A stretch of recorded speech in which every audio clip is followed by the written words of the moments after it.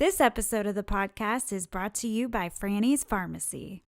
Now more than ever, it's important that our society focuses more on our mental and physical health. At Franny's Pharmacy, the team is committed to their community's need of being happy, healthy, and stress-free. Come learn how Franny's Pharmacy can assist you in a clean, professional environment with their expert bud tenders that are excited to educate you about the benefits of their lab-tested, DEA-certified CBD products. Franny's Pharmacy also offers wholesale and franchise opportunities. Visit their website at frannysPharmacy.com, and that's pharmacy with an F, and use the promo code CannaConnect10 for an exclusive Cannabinoid Connect discount. Again, that's Franny's Pharmacy with an F.com and use the promo code CannaConnect10 for an exclusive Cannabinoid Connect discount. Franny's Pharmacy, putting the farm back into pharmacy.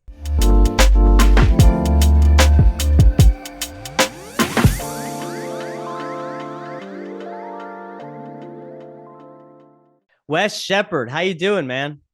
I'm doing great. How are you doing? I am doing well. Thank you so much for making time for me and the audience today. Really looking forward to talking to you, primarily about your role as chairman and CEO at Hoodie. This sounds like the overall mission, which is building the largest and highest quality source of insight to the cannabis industry. But before we do that, Wes, I want to first get a sense of your background.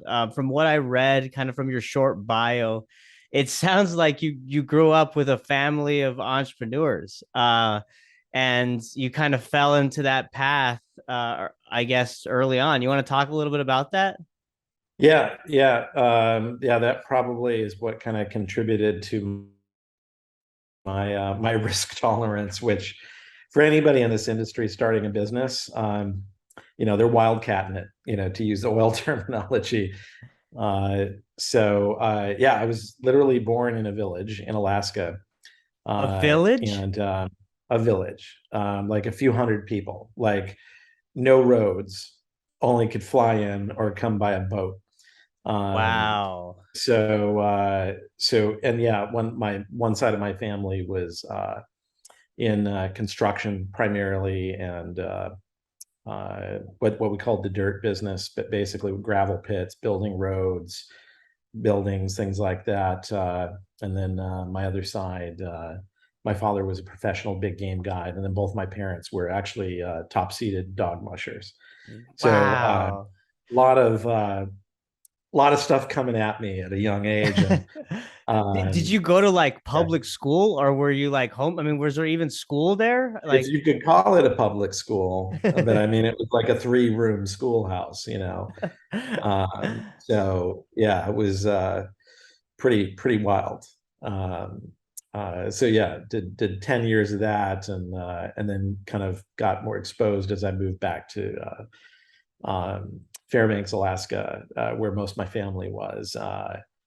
Got exposed to the family business growing up, working on a variety of projects, and that was probably more of my exposure. But I always liken it to kind of those two facts of if you're growing up flying around in private planes and bringing hunters in from the lower 48, as we called it, the lower 48.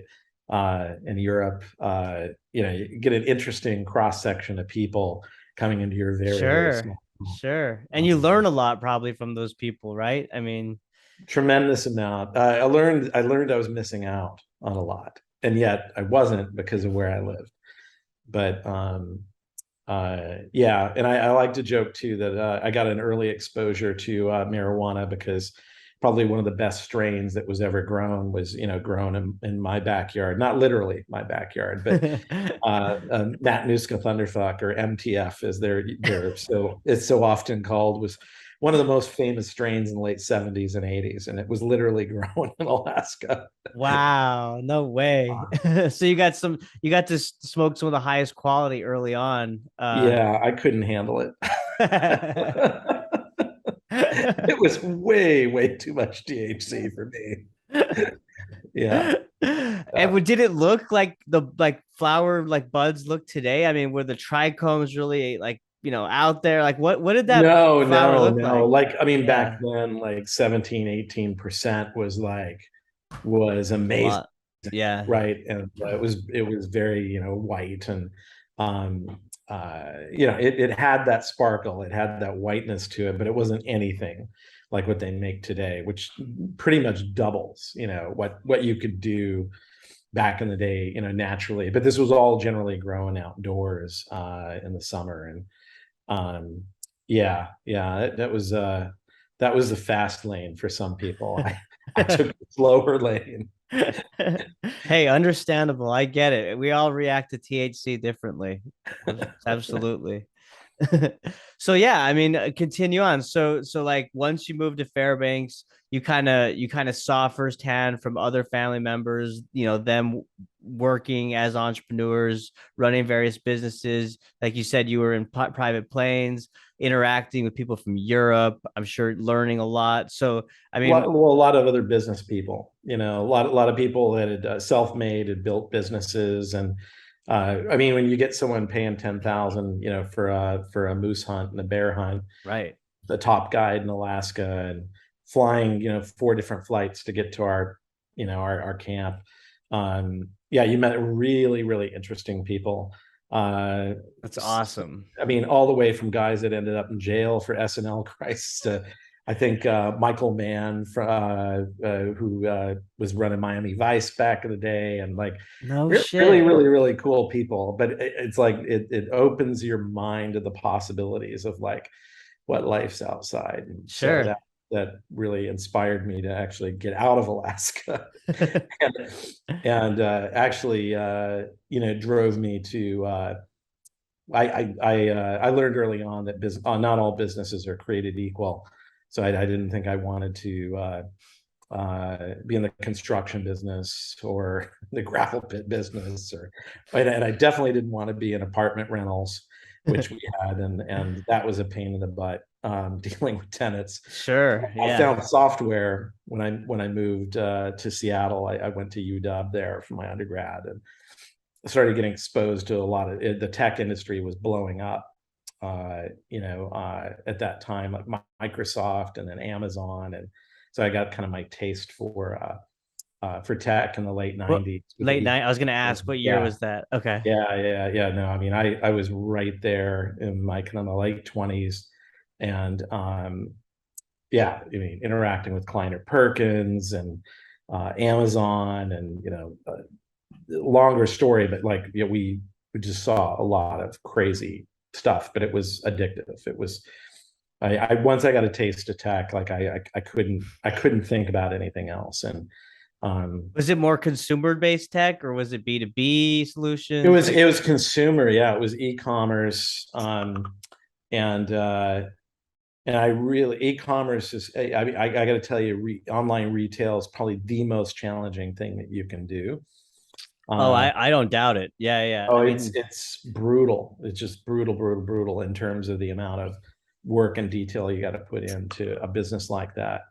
But that's kind of where I cut my teeth, investing and working at some startups, and then kind of transitioned after. So kind of in between companies and a company sale, I decided to go get my graduate degree at Northwestern in Chicago. mhm. Um, didn't last long. I was probably in my second quarter and started another business. Um, and now I'm like 4 businesses later, 20 years after moving to Chicago. And most all of them have revolved around channel management and e-commerce, intelligence. And in fact, I already kind of built a business like Channel IQ in Chicago and sold that. So I was the sole founder of a company called Channel IQ. Or sorry, like Hoodie Analytics. Sorry, Hoodie is like our company Channel IQ, but ended up selling that company, um, and really cut my teeth, kind of servicing a lot of insights needs for CPG brands and major like consumer appliances. Well, you name the category. I mean, we were in it. We were doing Sony and Canon and electronics, LG, Dyson for vacuums, but we had like probably at least 400 like major brands that we were monitoring and providing a suite of applications for these guys. So I was really the first guy that built basically brand insights for e-commerce insights for brands. Wow. And pioneering that, sold that company, which kind of leads me to the whole cannabis thing, which was starting to kind of grow a few years ago. It was starting to really get on the radar, and I'd occasionally take a look, occasionally talk to some friends that were in the biz, and we're saying, "Hey, you got to get in here, and you should do it again." And I'm like, I'm not sure. But then COVID hit, and what was really interesting What was about your trepidation initially? Was it just because it was so new, federally illegality, like too many hurdles, stuff like that? Or market size, market size and maturity. Other than that, it was very, very interesting to me because if I have one superpower, and there may only be one superpower, beyond my risk tolerance, so maybe the second superpower, I can deal with probably the nastiest, dirtiest data you could imagine.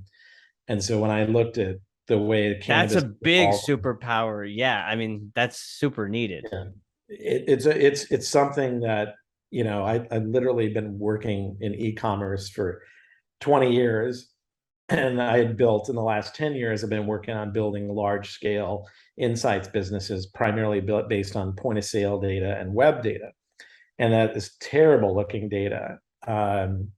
And so I had a lot of experience, and more recently had built a lot of tech, AI, tech, and invested millions into that space with another company. And so when I looked at cannabis, I said, well, the number one challenge to insights is the quality of the data. There's a lot of it, and it's bad.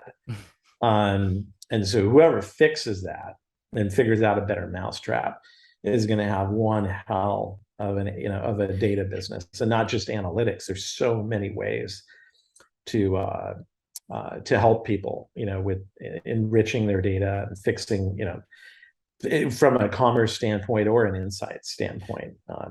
I'm curious, Wes, just to pause you there. When you say Yeah. the data is bad for those that are listening, I mean, like, describe what that means. Is it organizational? Is it the way it's like formatted? Like, what do you mean by that? Yeah. How much time do we have?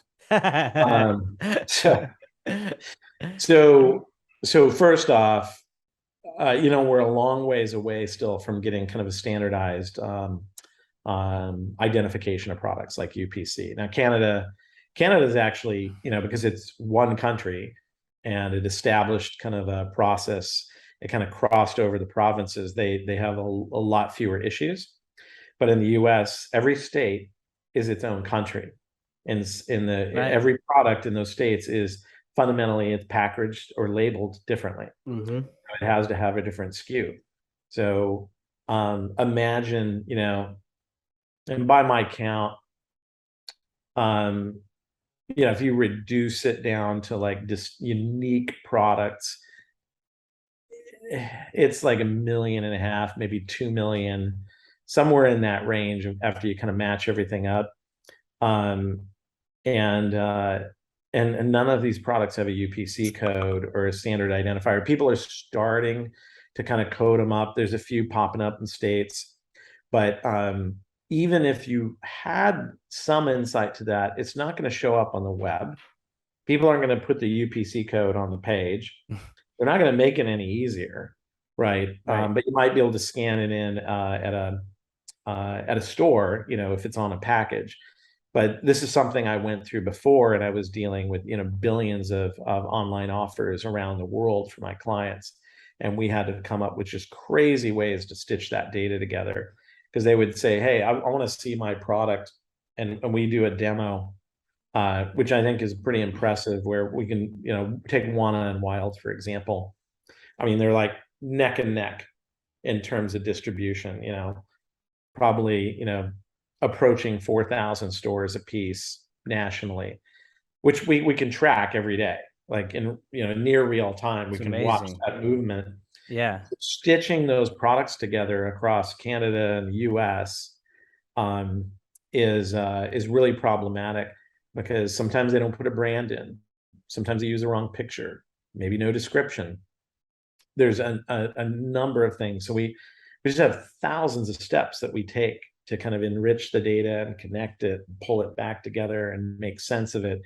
And while I wish, people actually appreciated the work, and there's 24 people in our company that just do nothing but data quality. That's just what people expect. They don't really want to hear how bad the data is. They just want, it's kind of like Henny Penny, right? They just want their bread baked. Um, and so that's what you got to do, but it's very tough to categorize it specifically. Like, how are you going to categorize moon rocks or shatter, Right. but we do, like, very, very accurately and every day, so, we've got at least 20,000 new products that show up kind of every day. Yeah. New strains, new this, new that. And Yeah. they don't put, they just don't put all the data in there you need. Well, and it just I saw this stat and it's staggering. I think it said Hoodie tracks over 3.6 million daily unique offers in over 8,000 dispensaries. I mean, I don't know if that number's grown since 8,500 now. Yeah, it's 85. 8,500 dispensaries, and it'll probably be about 9,000 next month. I mean, that's incredible. And so you touched on AI, right? As like how much of AI technology are you leveraging in your data insights processes, if any? I don't know. I'm just curious because I know that AI can automate a lot of different things, right? Once you train that Yeah. system to do so.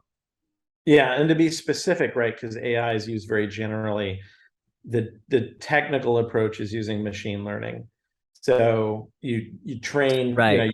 you have to give these massive training sets to machine learning, but we have a number of different trained models, that do different steps. So the categorization is one, where, we're really not happy unless we're probably at like 99.5.6% accurate with our categorization, and that's 3 levels deep. And even machine learning cannot do that on its own. So we have a lot of tricks, that we use to kind of increase that accuracy. But it's a tremendous amount of work of moving from 95 to 96%. Like the move from 95 to 96 is the same amount of work from 80 to 95. Like Right.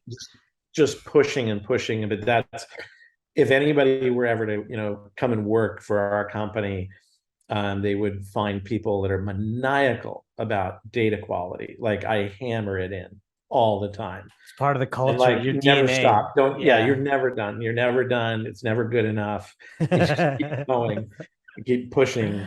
Because that's what it takes to win. Like, Sure. people aren't gonna go, they may initially, make the mistake of, hey, I'll go buy the cheap thing. But then they can't really accurately base decisions on a high error rate, right? Mm-hmm. What I've noticed is, if you're 93% accurate, no one uses you. And they might give you some directional insights, like, oh, okay, I generally see I'm doing better over here. But when my people have to take a very specific action, they have to know that fact I just represented to them.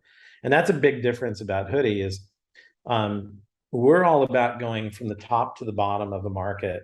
So as high as you want to go in terms of trends and I would say directional insights, to really deep, specific, actionable insights, where I just had 20 out of stocks in Southern Illinois. Let me call these guys because it just happened a few hours ago. And even better, we're not happy with out of stocks. We want to predict when they're low in stock, so you get the products on the shelf before they run out. Right. This whole industry, the problem is you've got, and I'll go to like a specific use case. You got bud tenders coming in that, unfortunately, due to lack of training, lack of, a pool of talent, or you might be someone you bring in for purchasing and inventory management, at a dispensary. These people aren't coming in and saying, oh, hey, when I worked over at Kraft, Or when I worked over at Anheuser-Busch, we use these tools and this process, and they're just by the seat of their pants. And it's a lot of, which way is the wind blowing? I think I'm going to push Wana today. Um, and tomorrow I'll push this, and maybe I'll buy some of this. But it is shocking at the lack of basically systems and insights that can actually drive profitability. There's systems, and e-commerce evolved the same way. A lot of people went and built their e-commerce sites, their order management, their logistics, all this stuff, and all of a sudden, they're losing money, or they're making very little money, and they're realizing that once that foundation's in, they got to take that data and somehow drive very smart, timely decisions on what they buy and how they price products, and then how they market to customers. Like you've got a lot of money, venture money has gone into loyalty in this industry, which is a smart investment.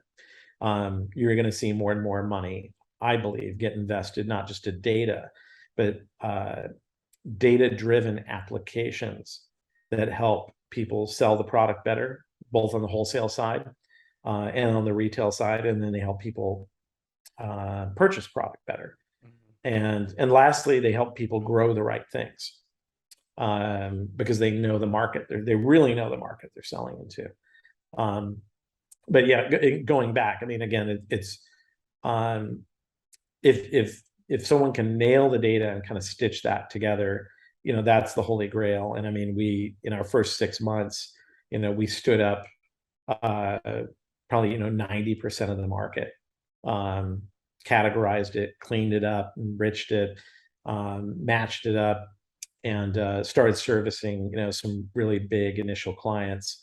And now we're really just chasing long tail stuff, and we're starting, and we do other types of we work with other types of data. But just to give you a picture, and again, it's probably one of the reasons I also wanted to get in, is I was able to do it with the right people. I consider there's 3 things you got to get right. Your timing has got to absolutely be great, and we feel it was, because we came in late 2020. Your team's got to be stellar. I mean, you've got to have the right people that know how to do this type of business. And it's funny, I'm a little overweighted. I think we've got 4x Nielsen people in our management team. So I'm I mean, the only that's the scrappy company. entrepreneur. Yeah, that's the company you would be recruiting for. I mean, in the data insights company, for sure. Yep.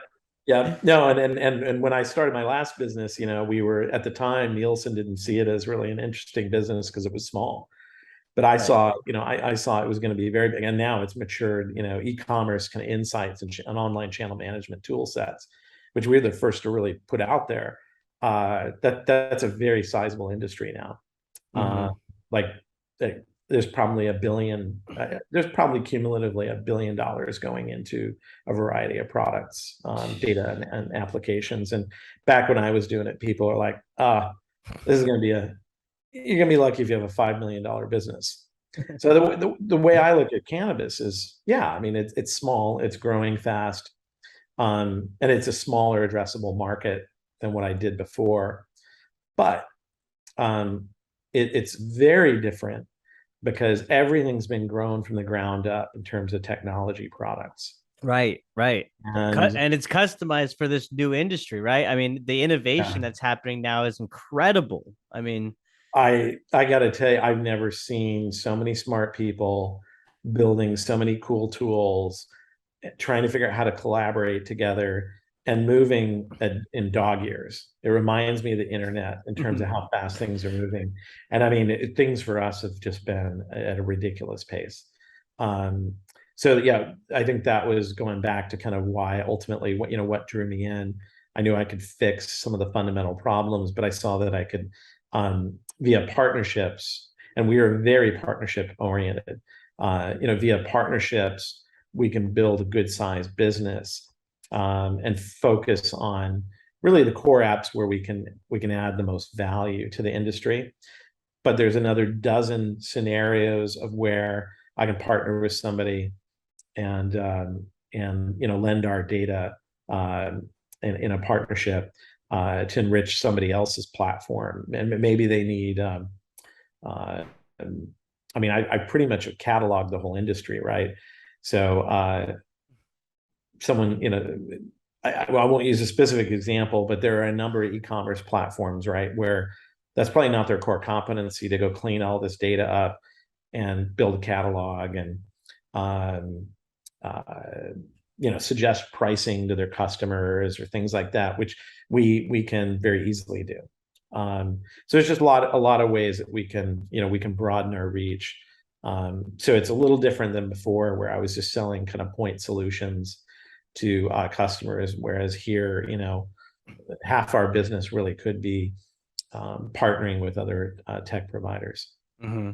Yeah, I mean, everything that you talked about, there's a lot to unpack, but I mean, it's just great what it sounds like Hoodie's focused on. I mean, you touched on the partnerships, you touched on perfecting the data, right, and getting that percentile as high as you can, so that your client, your customer, can make those informed decisions when they need it using those data insights. And lastly, you talked about human capital and how important it is to have a team around you. And so, I want to get your thoughts as the CEO. Like, what is your approach to building teams of great people, and how do you go about that process? Um, that's a good question. And yeah, the third that I have the three T's. I said timing, team, and tech, killer tech. But just so I got that one in. But on the teams, um, I mean, definitely getting the best people you can possibly get, but obviously, being cognizant of your growth stage, working within the limits that you've got. So I've been through the growth stage of multiple companies. So I kind of, I kind of know the order of hiring. I know the order of management that you're typically doing. When you're at 24 people, you look a certain way. You're at 50 people, you look a certain way, right? You start introducing middle management at that, in that 25 to 50 person range, which is, kind of where we are. I mean, we're probably approaching 50 people. And then going 100, it's a whole nother one where you have to have a really strong middle management team. But I mean, the easiest way I can say it, and I'm seeing a culture at Hoodie very, very similar to the one I built at Channel IQ, which is really exciting. Is just number one, no assholes. I just have a rule that it's got to be people. You're going to have stressful points. You're going to have times people get upset. You're going to have a lot of stuff happen, but you got to have people that can shake it off. Don't take it personal. Don't how ever do you, make it personal. how do you vet those people? How do you know if they're going to be an asshole or not? Well, you criticize them, and you push them when you interview them. Well, so I mean, You do your background checks. okay, so that process happens after they're hired. I mean, you mentioned the background check, so that's a first layer, but like, Well, yeah, I mean, yeah, you check into people they've worked with, but it's actually, generally, it's pretty easy to tell because we look for people that are really communicative and friendly. We look for people where we get a sense that they can team up easily, and they don't get their hackles up. So it generally comes out in the interviewing process. And what I found is as you add more and more of the right people, it gets easier and easier to vet new people, as they're being interviewed, and everyone starts to kind of get that sense. But I mean, really, the big one is you're not going to get anywhere unless you get people that can handle criticism and handle stress and are always seeking to improve themselves, sure. always seeking to, work hard and really help lift the team up. And I think we've just done a really good job in in that, especially in a market where, I mean, we've had open positions for as long as a year. It just because you'd rather not take anyone if you Right. can't get the right person. So the other piece is just finding people that aren't going to say this is my job, because like your job a lot of times is if you can manage to do it better than the next guy, you got to find a way to do it and help the team out. So just finding multifaceted people that always are finding a solution, and probably there's probably a number of us that are sometimes just too stubborn or too ignorant to some facts that we know we shouldn't even try to do something, but we do and somehow succeed. And I love those people because ultimately that's where you push through the barriers and you Right. just uh, you accomplish amazing things. And I can't tell you how many times I've just said, it'd be really great if we could do this. And I'm thinking to myself, this is going to be really hard. And someone's like, I'm going to do it. And they figure it out. Um, Well, and that's when personal growth really happens for that individual too, because like you said, they yeah, break that barrier, they get more confident. They had a big win, the boss acknowledged it, and it's like, okay, what's the next challenge that I'm gonna overcome? Right? It's kind of like a motivational thing that pushes you, which is good. yeah. And I guess, and to be part of that team, the best part's coming in every day and you see people just putting up these wins and knocking these tickets out and getting this work done. And then it's making the salespeople's jobs easier and the client success is easier because we're just delighting customers. And in my experience, again, it was very similar. You know, we never stopped innovating and we were always listening to the customer, always reacting, even if it wasn't something we could immediately fix. We took notes, we came back, but we let people know they'd been heard and that we were working on it. And I think, anybody talking to our customers, that's pretty consistent. Like you're never going to be perfect at everything. But that type of culture will bring that type of output.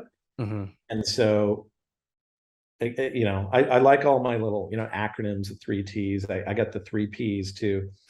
Uh, and it really, it really starts with people and then product and then profit. And so basically, we put a lot of focus on finding the right folks. Um, and if they're happy, if they're great, they can output a great product. And if you output a great product, you will build a profitable organization. Unless you just literally, unless you've just got no brains at all. It isn't rocket science, but you got to do it in that order, I believe. Um, and so I think, yeah, that's probably been one of the most exciting things is like with the amount of stuff we've just been able to do in a short amount of time, Yeah. is just wholly due to the quality of the team. Yeah. I mean, it helps when everyone buys into the culture and everyone's on the same page in terms of the overall mission, business objectives, right? I mean, when you're aligned and you know your role and the value that you add, I mean, the sky the sky's the limit at that point. And I think that we've nailed down the theme of this episode, Wes. It's going to be on the three T's and three P's is what we're going to be focused on here today. I like it, my man. Uh, my last question to wrap up here is Hoodie's overall focus for the remainder of 2022 and beyond. I mean, what are you guys really prioritizing now, and what can we Mhm. expect to learn about here in the future? Yeah, so I mean, 2022 was really about kind of nailing down. We have a lot of products we're launching, but it was really about nailing down the coverage and quality of our initial product, which is this daily monitoring of products in market. We're also bringing out loyalty analytics, foot traffic analytics. I didn't even talk about that, but we can literally tell any dispensary where all their customers are going, which other dispensaries they're buying at. Really? Um, yeah, yep. So I mean, we do some pretty crazy stuff. We probably spent the better part of a year and a half dreaming that up and building it. That's been a pretty amazing lift. How are you doing that? Is that like, I mean, I don't know anything about the technical aspect of what y'all. I mean, like I understand at a high level, but I don't know understand how it works. So my view is, what are you like using their phone somehow to like understand where they're Oh going? yeah, there's anonymized cell phone signals, like from apps like weather.com and things like that, where people kind of opt in, completely anonymized. Like you don't really know much about these people, Right. but you can track when they set foot, and we had to build a completely custom system to track when they were pulling into the parking lots to pick up product because a lot of them weren't walking into stores. So there's no commercial solution that would tell me during COVID how many people were really going to the store, because nearly all of them were outside of the store, getting pickups. And Right, so we right. had to build like this crazy custom system. But I've got, when I went to UW, I did a minor in geographic information systems.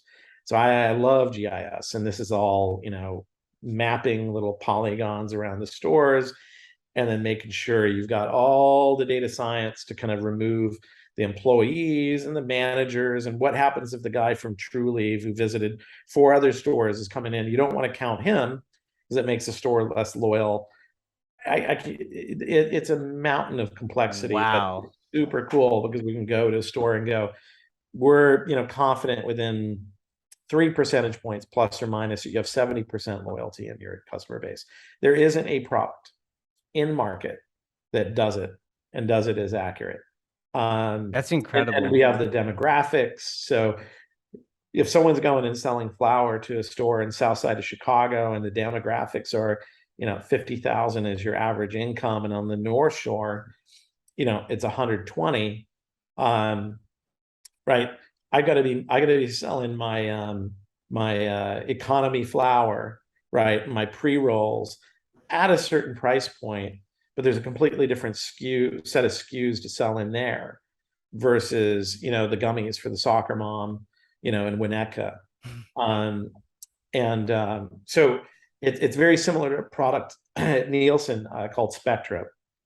Um, so that's pretty well baked and rolling out. We piloted that fairly early with a major MSO, and really proud of it. But again, several Yeah. products rolling out. We've got mobile apps for people in the field selling products to the stores, and um, dashboards for sales managers, dashboards for retail buyers, and much more to come. Um, but the goal for 2022 was to really kind of lay data quality comes first. If you don't nail the data quality stuff, it really doesn't matter about all the other stuff you have. So we have a tremendous amount of senior management expertise in building these products, and knowing kind of what to do with the data. Um, our goal for 2023 and beyond is really to be a one-stop shop for insights, but more importantly, and I think people will realize this as they see our products evolve, and we're building like full-fledged software applications. We're not just, here's a report, Right. here's a dump of data. Anybody can really get to that point. What I haven't seen done is where you can build a world-class data company and a world-class SaaS company, that sells applications. And when our data is that granular to where a salesperson at a brand can make real use of it, where somebody at a dispensary can make use of it in a purchasing decision, or somebody in marketing, or somebody in cultivation. There's applications that we can build that really kind of make that sticky and highly valuable. So our goal is to really kind of spread out in that way, and then obviously a number of tech partnerships and collaboration with companies in the space. Like, I'd be crazy not to listen to my customers, and when they say, hey, you need to integrate with this guy, and that guy, and then this will be the holy grail for me. What I want is this. So it's not rocket science. It's just a lot of hard work, but listen to the customers and you can't go wrong.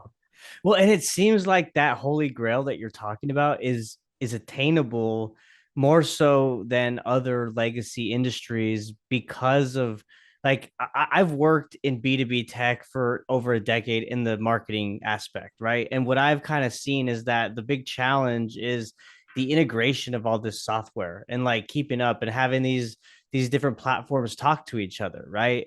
Especially on the marketing side when it comes to CRMs and all that kind of stuff. So I guess I'm saying more attainable because I mean, isn't it more attainable because this industry is so new that you're kind of in a position to not have to play and reverse engineer what's already been done, but kind of plan to build in that way where everything is seamless and integrates with one another?